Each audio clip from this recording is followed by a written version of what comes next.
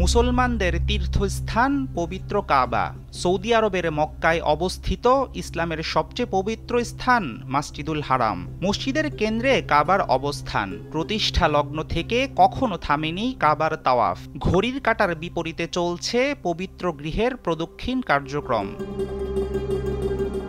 কাবা অভ্যন্তরে প্রবেশের সুযোগ অত্যন্ত বিরল। আনুষ্ঠানিক পরিচ্ছন্নতার জন্য বছরে মাত্র 2 বার খোলা হয় পবিত্র ঘরের দরজা। কেমন দেখতে ভেতরের দৃশ্য সেটি নিয়ে তাই আগ্রহের কমতি নেই। চলুন দেখে নেওয়া যাক কাবার দুর্লভ কিছু চিত্র। কালো রঙের পর্দায় ঢাকা থাকে পবিত্র কাবার ইমারত।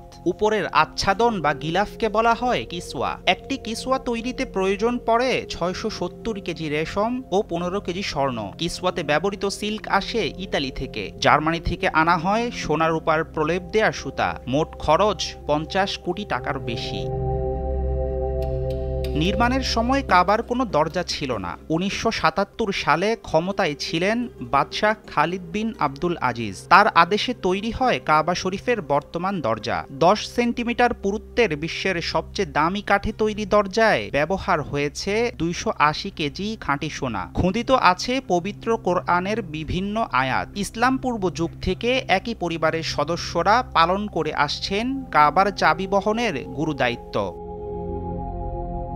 কাবা অভ্যন্তরে একপাশে রয়েছে একটি সোনার দরজা, বাবুত তাওবা। এই দরজা দিয়ে কাবার ছাদে যাওয়া যায়। শুরুতে কাবার কোনো ছাদ ছিল না। কোরাইশ বংশের সংস্কারের সময় ছাদ সংযুক্ত করা হয়। ইমারত অবকাঠামো মজবুত করতে পরবর্তীতে যোগ করা হয়েছে একটি বাড়তি ছাদ।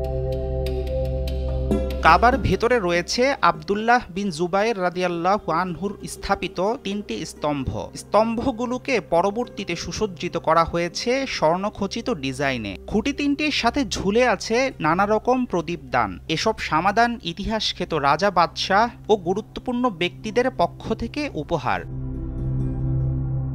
সবুজ এবং সাদা মার্বেল পাথরে আবৃত কাবা ঘরের ভেতরের দেয়াল। রয়েছে সুগন্ধি রাখার একটি বহুমূল্য বাক্স।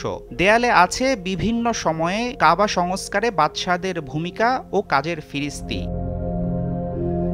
কাবাগৃহের অভ্যন্তরে চিহ্নিত করা আছে রাসূলুল্লাহ সাল্লাল্লাহু আলাইহি ওয়াসাল্লামের নামাজের জায়গা। পাশের দেয়ালে মার্বেল পাথরের উপর খুত্তুল কুফি বা কুফি বর্ণমালায় অঙ্কিত আছে কালিমার ক্যালিগ্রাফি। বিশ্বজুড়ে মুসলমানদের ঐক্যের প্রতীক পবিত্র কাবা ঘর। দূর অতীতে সপ্তাহে 2 বার খোলা হলেও বর্তমানে বন্ধ সেই সুবিধা। কাবার ভেতরের চিত্র দেখার জন্য ভার্চুয়াল ভ্রমণেই সন্তুষ্ট থাকতে হয় ধর্মপ্রাণ মুসলিমদের। হাফিজুল ইসলাম, যমুনা নিউজ।